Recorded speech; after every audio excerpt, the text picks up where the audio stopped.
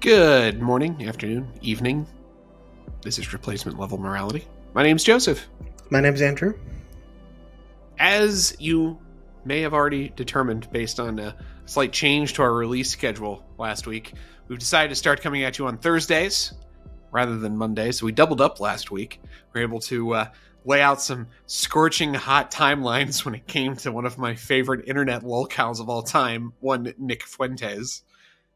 And we like that. We like being able to kind of be on the news cycle when something interesting happens. Spoiler alert, that's what happened again. So What do you mean? What happened this week, Joseph? So we'll be a Thursday podcast for the foreseeable future. And then one other note. First, thanks to everyone that is listening. We're pleased we're not just talking to each other.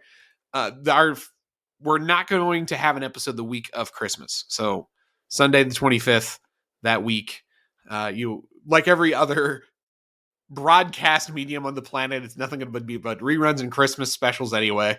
And so we're not going to be around, but we'll see you again up to and then right after.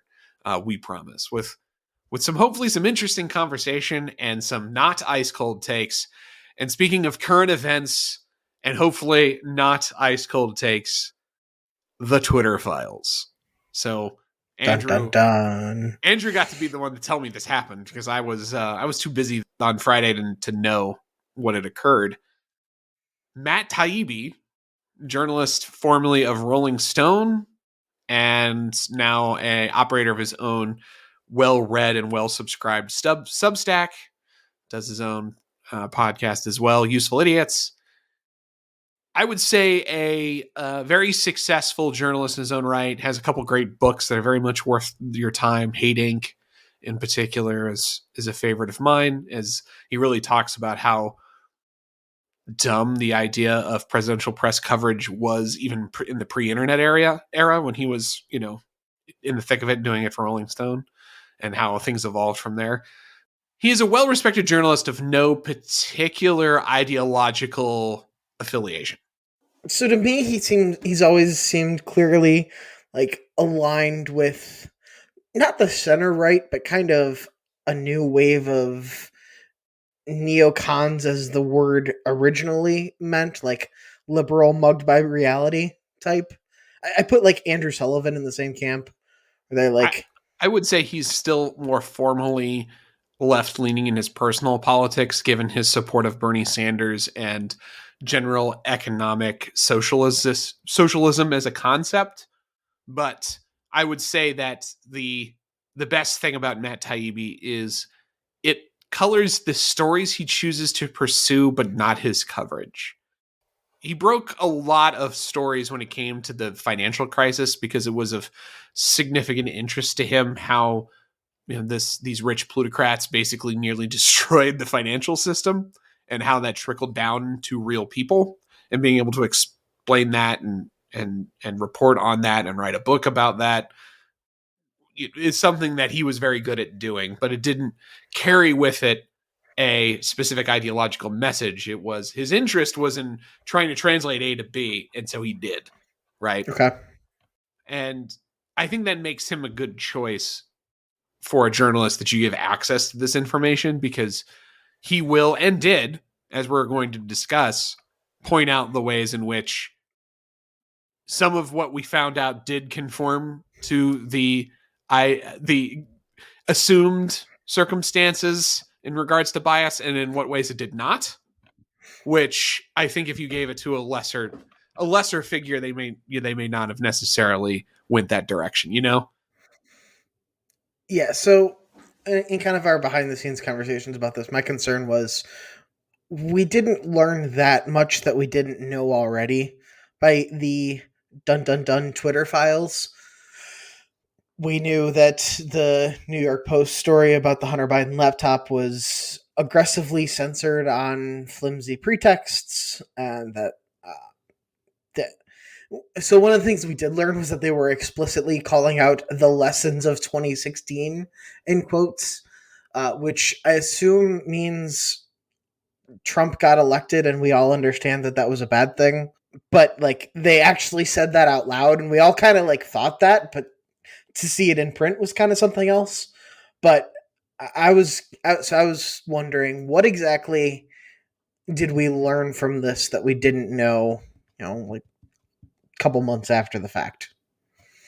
I think most critically, we learned how it happened in terms of where the request came from, what the nature of the request was, and I think most critically, who was responsible for doing it at Twitter, who was not responsible for doing it at Twitter, like what the process was internally in terms of how this all happened.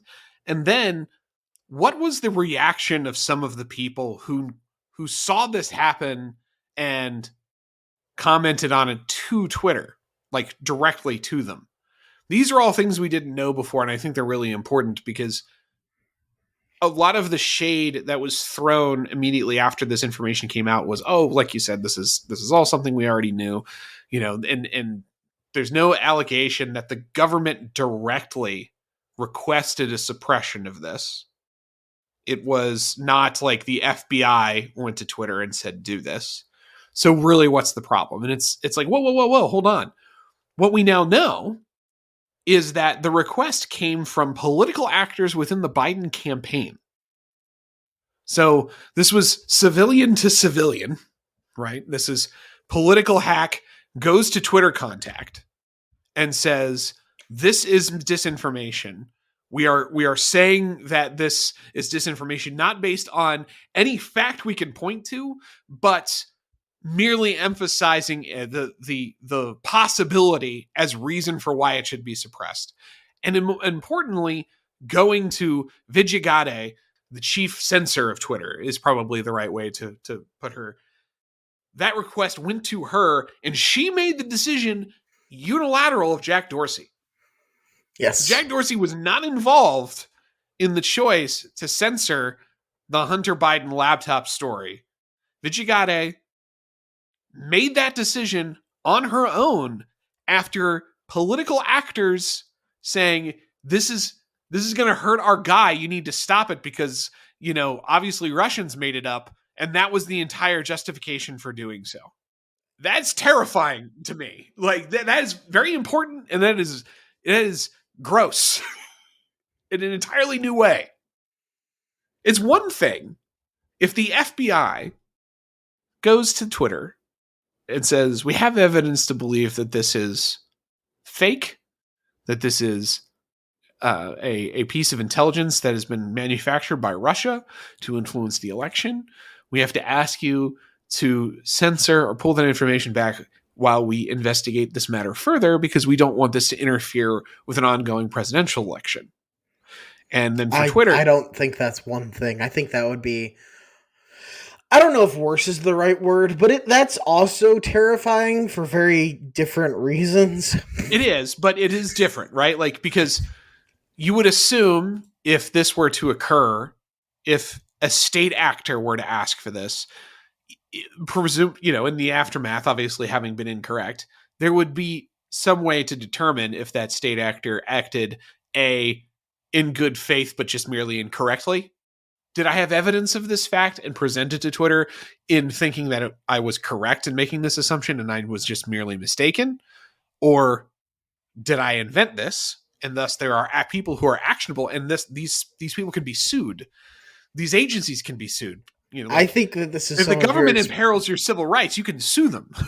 You can go to court and lose. I think this is some of your work in city government coloring your experience. They don't do accountability in the federal government. You don't sue them and win.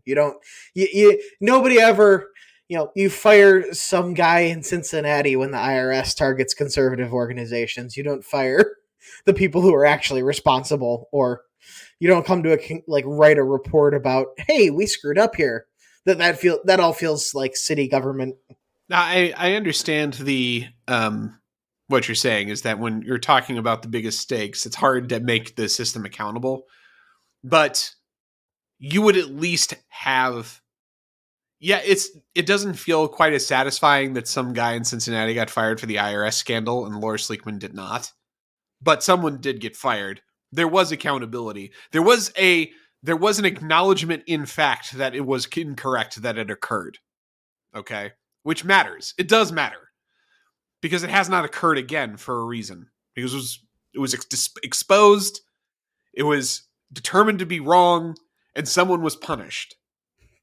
Someone is doing a lot of work here. It is, but someone was, right? A fall guy was found, right? And the world moved on.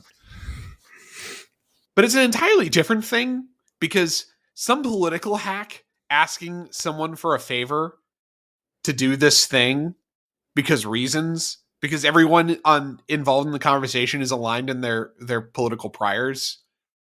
That's worse to me because it's unaccountable. Even to the extent that a bad actor on a federal level is barely accountable, they still are barely accountable. No one will be successfully prosecuted. No one will be successfully sued in civil court. Nothing will happen to a single human being in any judicial system whatsoever at the end of this scandal because of what happened here, because it was entirely private actor to private actor in private enterprise requesting information be suppressed. And it happened. There might be some accountability if, say, a billionaire were to buy the company and then figure out who did all of these things that were bad, that were frustrating and built up over a bunch of years of like, why is all this bad things happening? And buys it so that he can fire a bunch of people. And he did. And God bless America. I cannot believe to this day that the Babylon Bee getting locked out of their Twitter account as a consequence of calling a man is why this all happened. But it is why it happened.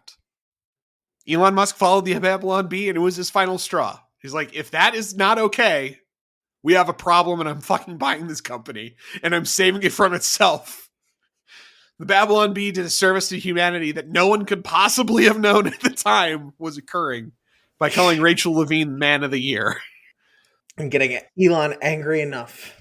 But it's very important, I think, that this information has come out in the plain text that it has. That the Biden campaign asked for this to be suppressed, and a bunch of Twitter apparatchiks that wanted Biden to win suppressed it for him, and there was no discussion about it. And in fact, the CEO of the company, who probably would not have approved of this act, was explicitly left out of the decision making. That actually did fill in a gap for me, because do you remember when Elon was buying Twitter and Jack turned it over to him and tweeted, I think we could have done better on free speech, and I'm glad Elon is taking this to steer it more in that direction. Yeah, he was happy he was buying it. Yeah, that was weird to me. That was like, okay, Jack feels like I say Jack because it's at Jack, but like, right. I don't know. I think like he's the Mr. Dorsey felt like he was powerless in his own company, and he's like kind of happy to see this happen. And this totally fits with that. That's why he got out. Remember, like, it's why he quit. He quit after this happened, and he quit probably because it's like, I have a machine that I can no longer control.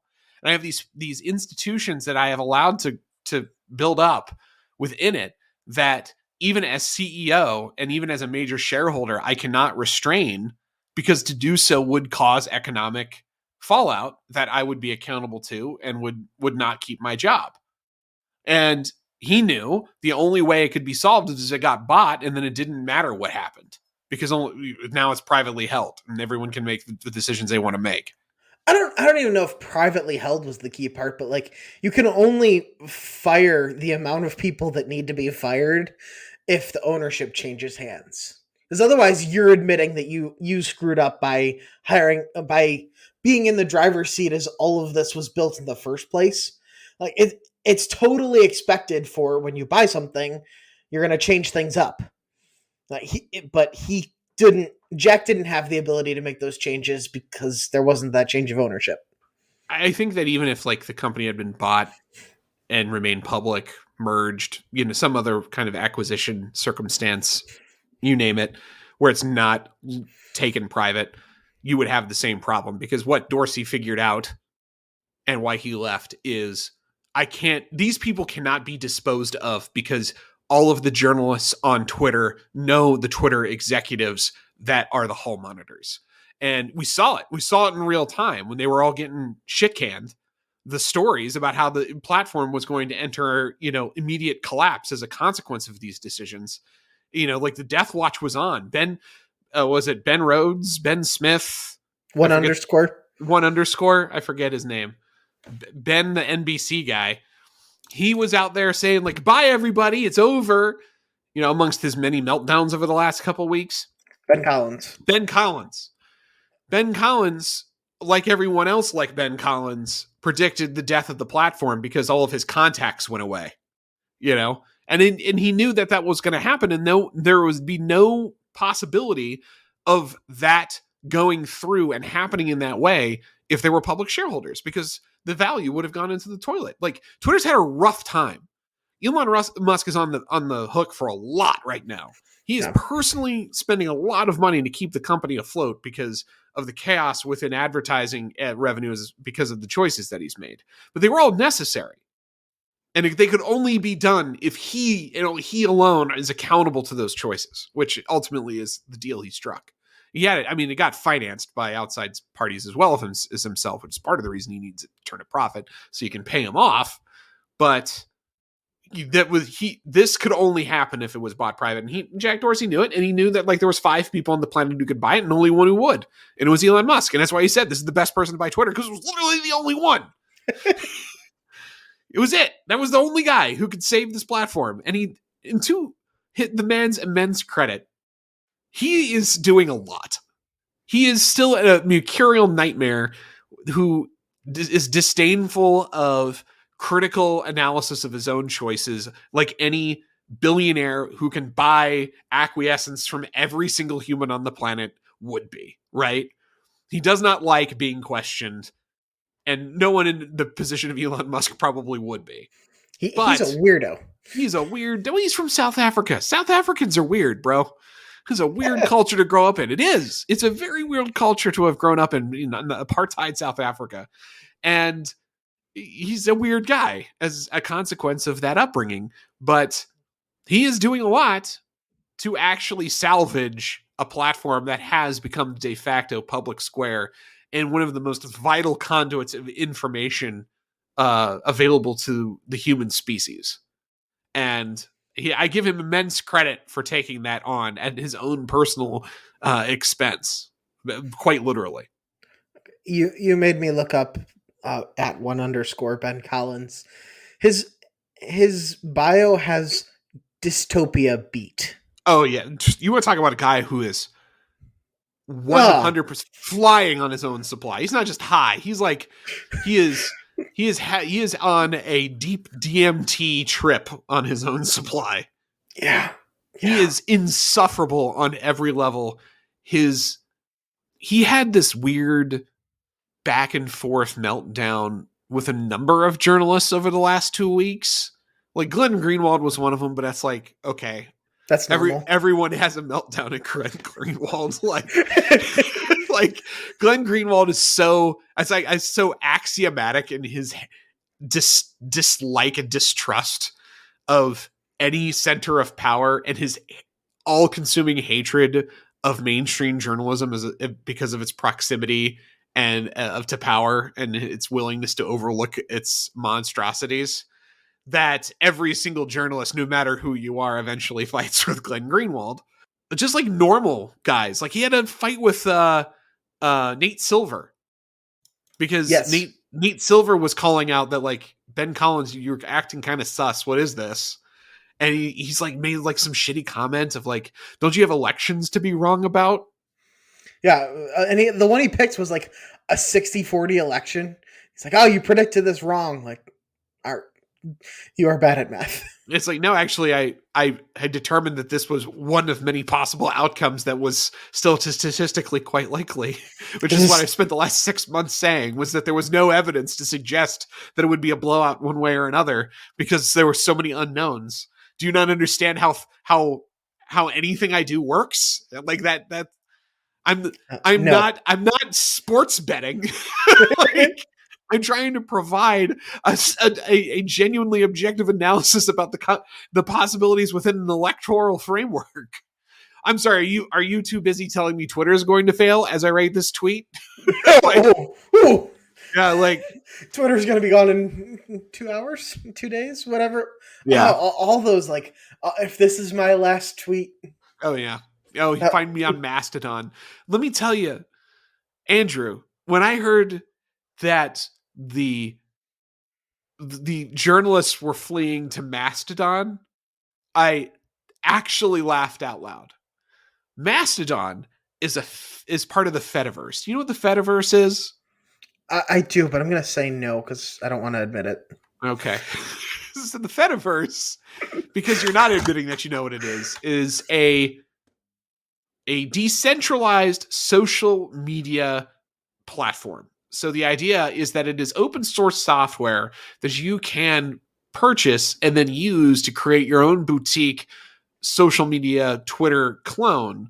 But the benefit of using the Fediverse is that every boutique Twitter clone that you're using this open source software for can communicate with each other like email, basically. So if you are on a Fediverse instance like Mastodon, you can speak to people on a Fediverse instance like Post and see each other and choose to follow each other because it's basically uses that same sort of name at name of instance dot end of registry, right? Right.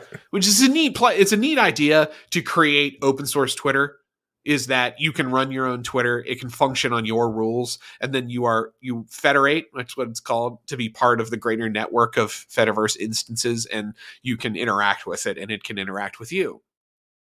Except the part where everyone makes their own rules.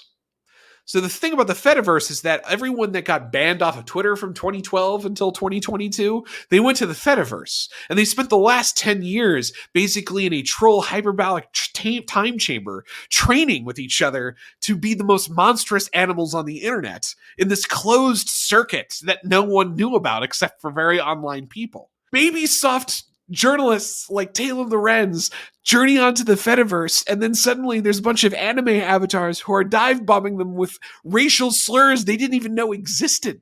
Okay, like, you know, assy art of the Holocaust for days, right? Because every single node is interacting with Mastodon, and then Mastodon has to try and block the nodes that are being harassing. But the thing is like, it's You so can make more incomplete. nodes. It's patchy. There's other nodes, and then so every time one comes up and starts interacting, and then you just defederate. And then if you defederate, you're only talking to people who are on Mastodon, which is a tiny amount of people. So it's like, oh, so you went from Twitter, which is like the serene pool that's very well regulated, very well moderated, and bad stuff never happens. And for the last 2 years, nothing, like people speaking opinions don't like, hasn't even occurred. And then you go and you're like, what if I go ahead and jump into this ocean that's filled with great white sharks who have had nothing, who have dreamed of fresh meats for a decade, and I represent as a totem the very people who put them here in the fucking first place. Beautiful. It was beautiful to behold. And it's like, oh man, this isn't working out. I'm like, I fucking wonder why. Like, that's where the real internet still lives, guys. You're gonna get bullied for real out there. That's where it gets. I don't have a Fediverse account. I don't deal with those maniacs. Are you kidding me? Polite Society banned them years ago, and there's a reason why. I almost feel bad for the journos. I don't. Almost. But thankfully, there's one good one. It's Matt Taibbi. And apparently, Bari Weiss is also going to be looking at all this information. There'll be more that comes out. She invited Elon onto her podcast. She's like, hey, do you want to talk about these? I wonder if that's going to happen. I really hope it does. I probably will. I mean, yeah, it seems likely. Like if he gave her the files. I think that it's quite likely that he goes on Honestly. Like, which, by the way, if you've never listened to Honestly with Bari Weiss, you should. It's a good show. She has good guests. It's well done. And he seems interested in just it being reported. And it's funny that the reason why he has all these receipts is because of a consent decree that no internal messages at Twitter could ever be deleted. That doesn't apply to FTX. Yeah. Oh, and then one last note. One thing more I wanted to bring up about this is the messages that were sent to them about what they were doing at the time. You know, like the contemporary messages, the contemporaneous messages, whatever. Ro Khanna. Based Ro Khanna. So you know who Ro Khanna is? He's a member of the Progressive Caucus in the House. He's certainly a left-wing Democrat. He is a lot of fans in what you would call the squad-based universe, although he is not a member of said squad himself. He is also someone willing to be more honest about difficult questions in public in the way that more glory-seeking congressmen are not. And it didn't strike me as entirely surprising that he went out of the way to write Vijay Gadde and say, you have made an absolutely titanically bad decision in censoring this story. You are clearly violating the First Amendment rights of a whole bunch of people and not being permitted to talk about this. Not in a legal sense, but in like a this is wrong sense. This is wrong. This is like politically, this is how it's going to be interpreted, right? Mhm. Which is what he was saying. And this is what's happening literally right now. The inevitable consequence of what will occur because of this is that Section 230 will be dismantled. Because this is exactly the thing that no one in the political world, left, right, or center, will have the stomach for you doing. It's Like, so this is not indefensible. okay. Yeah, like this is so bad that you have probably destroyed Section 230 in your choice. And it is correct that it dies because of you. You know, like that was his attitude. And it's, you know, And it wasn't just it was him messaging, but he was saying like other Democratic caucus members are upset that this is going on. yeah, like if we're mad about it, just think about how mad the other side's going to be about it. And if they and we are all mad, guess what that means? There's a majority of people who are mad. Like, and that will not be good for you. And that will not be good for you or anyone else. Now, I will say, thankfully, the direction they're going on Section 230 reform seems to be to change it rather than eliminate it, which was the big fear. I mean, that's essential, right? Like you can't host a comment section if you're going to get sued every time someone says something defamatory in your comment section. You can't read every comment. And I think that the fear that people had about when the idea of Section 230 reform has been raised in the past is it going to be something that is done under the cover of an event like this story that ultimately strips the protection people have to express themselves online in the name of safety and eliminate Section 230 in a way that does make it very easy to censor and eliminate speech on the internet? Or is it going to be a change that prevents platforms from making a decision specifically like this in the future? And fortunately, so far, all indicators are that it is the latter, which is what it needs to be. I did not necessarily think that would be the case, but I suppose it kind of has to be if you're going to get enough votes to do it. You never want to bet on Congress responsibly writing legislation. No one trusts the other side, right?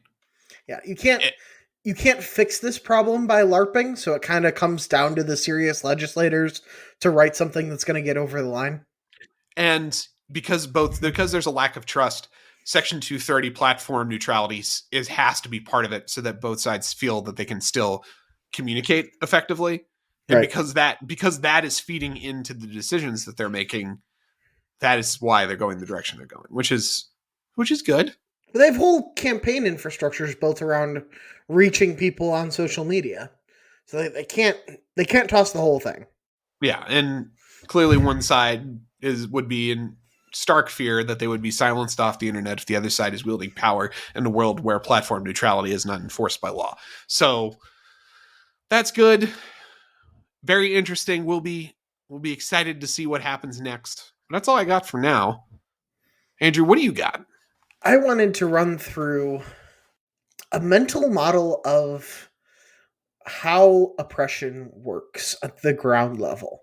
That sounds complicated, but really, I mean, like, when you send in tanks to crush a protest, what actually happens? What determines if your protest ends up like 1956 Budapest, or if it ends up like uh, you end up with Muammar Gaddafi getting beheaded and other poor treatments, and ultimately toppled by his own people? What leads to one outcome or the other? Because so I never had this explained to me. You kind of just pick it up by trying to by looking at individual instances in history, and I just, especially for people who grew up in the post Cold War era, where who came out on top of what insurrection mattered less to people in their daily lives. Like, how many people care about Tunisia getting overthrown in a coup? It's not that big of a deal. Where if it was like, oh, the Kremlin has turned Tunisia into a satellite, that mattered. So there's this whole generation. This is a subset of the war on terror was a huge mistake in a lot of regards, where it was like the only thing our foreign policy did for 2 decades, and now people forgot how to think geostrategically. I wanted to lay out how this works and what it looks like mechanically. So uh, you start with there are police and there are protesters, and the protesters' demands go unmet because if they meet the demands, the protests dissipate. The protesters escalate into rioters. You can find videos of riot police clashing with rioters, and it ends up looking a lot like medieval combat, where there are formations of people, and if a formation breaks, you end up with a rout. But as long as the formation stays cohesive, then you kind of can't lose until it breaks.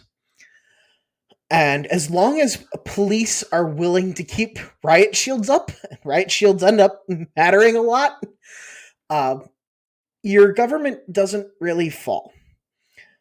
Willingness to keep those shields up is a function of how many rocks are being thrown at them, how many Molotov cocktails are being thrown at them, how many bullets are being shot at them. With each of There's a clear hierarchy of yes. difficulty. Like story mode, medium difficulty, commander difficulty. Yeah. Because they don't want to be out there. That's what their paycheck relies on, and it's their paycheck and how much they care about the regime. Because you have a lot of the protesters being students is very common because they're not people who are bought into the system and dependent on it. They often have outside information. They have their higher education, so they have a better context for the regime. Mm-hmm. Like they unlike a rural person, they know more exists than what the regime is providing. That could do better. That's why they tend to be students. So you have something like Hong Kong where like a third of the city is out on the streets.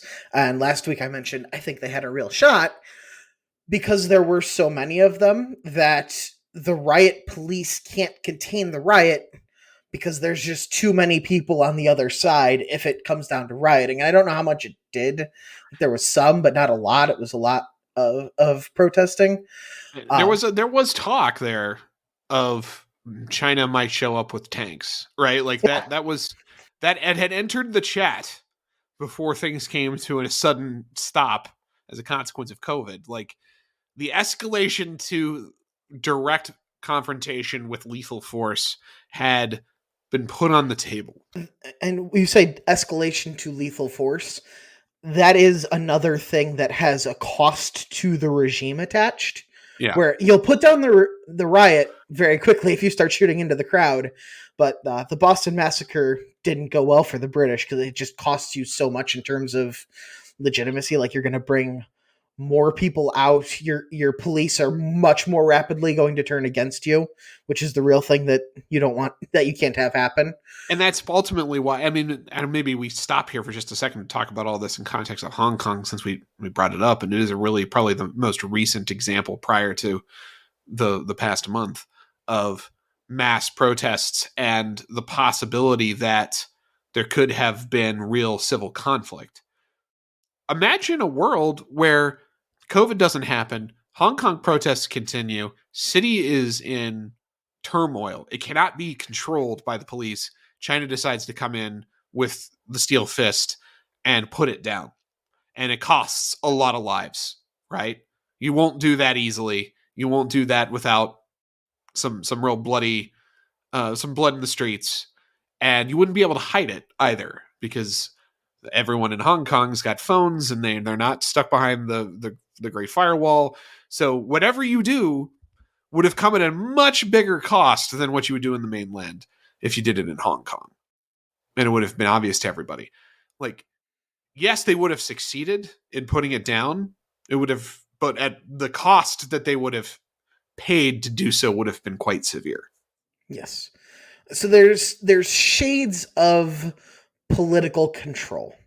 And if the political control of Hong Kong had deteriorated, it would have been expensive in blood to rebuild it. The reason I am under the political control of the city of Cincinnati is, even if I could get 1,000 people to riot, there are a couple thousand police that would show up and arrest all of us, like, very easily. It would be completely trivial. That actually this is what happened when the George Floyd riots happened. Yes. So a lot of cities had a lot of problems, if you recall, but Cincinnati was not one of them. We had one night where some windows got broken and some things happened, and the local PD and political officials were done with that immediately. And the next night, they declared a curfew. They kettled all of the protesters that were out, thousands of them, and brought in buses, like metro buses, arrested all of them and processed all of them at the jail, and broke the protests in one night by just merely deciding to use force to say, we are going to book you all, we're going to make you all have court dates, and that's what's up. And it did the job. It stopped the protest. And you can contrast that to an area like the Donbass, where Ukraine doesn't actually have political control, even before the war. If they had tried to contain any mass civil unrest by just walking a bunch of people in there, they would have all been shot. That's where the line between civil unrest and military conflict starts to blur really quickly, depending on how much the particular population involved is, how hard they're willing to fight is crucial. And how supplied they are to fight. How supplied they are to fight. I am not willing to die to be out of the political control of the city of Cincinnati. Really, who would? It's pretty nice. We're fine. We're fine. So you're trading off these willingness resources between whatever law enforcement and army, the forces of political control and the forces of unrest, civil or non-civil unrest, because we kind of crossed that line with some of our examples. And already you can tell how important it is that the population that's trying to resist has a level of arms beyond, here are some rocks that I picked up from my feet. You got to be able to play on commander mode. You can't play story mode. Even with COVID, if there was the same ratio of more guns per person that we have in the States in Hong Kong, it would have never been subdued. Never in a million years. You just can't. You have to establish dominance over every section of the city individually. They can all shoot back. This is why when Putin was thinking about invading were like, he can't control the whole country. There's 44 million people in Ukraine. You can't establish political control over the country. In the Cold War, they had like math that you need like 12, you need a soldier for every 12 civilians to establish control of a place that doesn't want to be controlled. And Putin had like nothing near that ratio. Yeah, you It was invaded just with like 200,000 laughably not people. close. Yeah, like even if you're militarily successful, you're not going to actually be able to retain control unless they want to be controlled.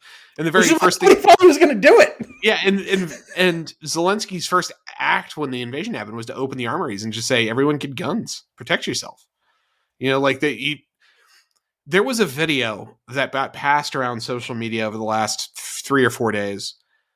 It's got millions of views, and I don't know who originated it, but it's evidently, if the story is to be believed, of a security camera within an apartment of someone in China who complained to his building about the building being sealed shut as a consequence of COVID-0, and 4 different party apparatchiks showing up to bully him for his wrongthink, up to and including assaulting him physically in front of his children. Goes on for minutes. Okay. Okay. I added it to my pile of things that will never happen in America. Like, you want to talk about why it's important for a population to be armed for their self-defense? It's so that a bunch of government officials can't show up and physically assault you for thinking or saying the wrong thing. That is not something that happens to an armed populace. It's not something that happens ever. And because those two different bits of willingness, the willingness of the police to show up and knock on some guy's door if you know that there's a very good chance that he has a gun, the willingness of people to rebel if they have the guns to know that they're more likely to be successful in their rebellion, it's just not possible to establish political control on an unwilling population. So having an armed population instantly creates this level of political legitimacy because you know that you couldn't control those people if they weren't kind of satisfied with how things were going. yeah, and it creates an incentive for your political operation to make sure that the fucking train stays on the rails, to not try and fundamentally change the bargain because, oh, they can violently resist you successfully. And I also the habit of Americans that I love the most. Yeah, I'm just gonna run my fucking patriotic flag right up the flagpole right now. I love that Americans have taken to the idea of that when the police show up to your door, you start recording them and you start talking shit to them. You do not. You do. Deference is for suckers.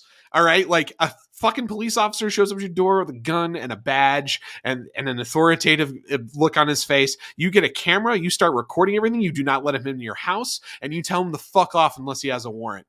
I love every single time I see that. I'm like, yes, yes, that is exactly the right attitude.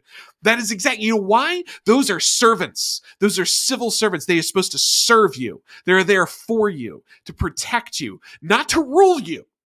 And that means if they're there to use their police powers for a legitimate purpose, they need to prove it, and they need to prove it to your satisfaction. And anything less should be entertained as an assault upon you. Not necessarily to your satisfaction, because you can serve a warrant against someone who doesn't want, but to the satisfaction of a judge and a jury of your peers. Fair point. That is really what I mean. Community, should you treat them poorly enough that civil unrest is warranted. So with all of this context, it should become immediately clear just how dumb the Swalwell take of there's no need for guns because the government has drones and nukes is. God. It's completely divorced from how these situations actually play out. And it's nice that we have the nice, clear example of Afghanistan. Because, like, we just lost a war to a bunch of pig farmers with AKs. Like, yeah, cave-dwelling pig farmers with AKs. I mean, Swalwell's take is the kind of take that can only come from a man who sleeps with Chinese spies, right? Like, that is the only the thing that you see. Yeah, it is the only a man who has banged a Chinese spy could possibly have a take that fucking dumb. And I've had this discussion actually with one of my cousins. I have a lot of wealthy family members, and a particular branch of my family are East Coast Massachusetts Brahmin elite to the maximum, like every stereotype. And my cousin, whom I very much like, came to my wedding. I adore her, and I don't mean ill in any way, but she is a creature of her environment, and she does not conceive at all of why anyone could possibly need guns. Right? She's of that ilk, and I asked, like, what guarantees your rights? What guarantees your rights that you are, particularly vehement about? And it's like, Did she answer paper? she answered like system. The answer she gave was democracy, voting, legitimate, all of these things. And I said, so what prevents those systems from deciding that they will just deprive you of your rights regardless of your feelings on the matter? It is the fact that the population around you has an expectation of that occurring and is armed to violently resist the imposition of unjust power upon you that allows you to enjoy these institutions to the degree that you do, with the surety that you have that they will continue to function in the fashion you are accustomed. Like, if that threat doesn't exist, what prevents the next person that decides, the Supreme Court has made the decision, we'll just see them enforce it and simply do as they wish? I mean, just today we had Donald Trump send out a truth talking about how the Constitution's bullshit and shouldn't exist because of the fact that, he was denied a fair election and he should just be appointed president and be a dictator. Like, he's a clown, and I enjoyed his disintegration and the fact that more and more GOP members have clearly started to see the light that they just need to shed him like old skin and move on. But what prevents the next person like that from imposing their will in the fashion that Trump just described? Oh, because everyone has guns and they're going to say no. Oh, okay. Well, that's probably the reason why. Yeah. The Swalwell take of we'll just drone you if you try to resist is misguided, because at the point that you give that a Trump-like figure or whoever managed to subvert, control the federal government and installed themselves as dictator for life, by giving that order, they have already lost. That they have no legitimacy left. Whatever they did to convince the state to side with them will be undone very quickly if you start ordering them to drone their cousins or their siblings and brothers that live in different parts of the country. That's it. That's the ball game. We're all done here. Yeah. I also think of like Western democracies too, where you started to see a real disintegration of civil liberties over the last 2 years in a way that's quite distressing to witness. And you wonder how much a lack of an armed population has to do with that. Australia was lousy with forced compliance into systems that a lot of people disagreed with, up to and including involuntary imprisonment, essentially. At a large scale. Yeah, at scale. As well as forced adoption of health interventions that some people disagreed with and didn't necessarily want to participate in. They could not resist. Why? That's not an armed population. Britain has started to see a very clear move towards broad censorship, not only in expression on the internet, but up to and including speech within the home. There was a law that was passed in Scotland where anything that is deemed hate speech by the state that is spoken in confidence in your own home is illegal and can be prosecuted if found out.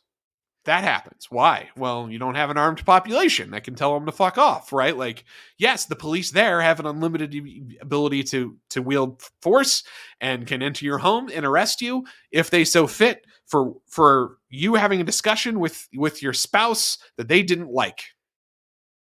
This is bad. And I think that there's an open question of like if there was a Second Amendment within the United Kingdom or within Australia, if these things would happen. And I would say that they would not have. As people of ideas, we can fall into a trap of overrating the importance of ideas. You said your cousin,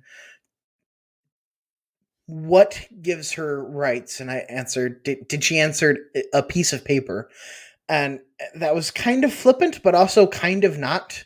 You know, if the Constitution is not believed in by the people with the most guns, whoever that may be, they can enforce their will on the others. Full stop. Ideas only get you so far. There was the Scottish Enlightenment was the best of all of the individual flavors of enlightenment. It was the most focused on individual rights.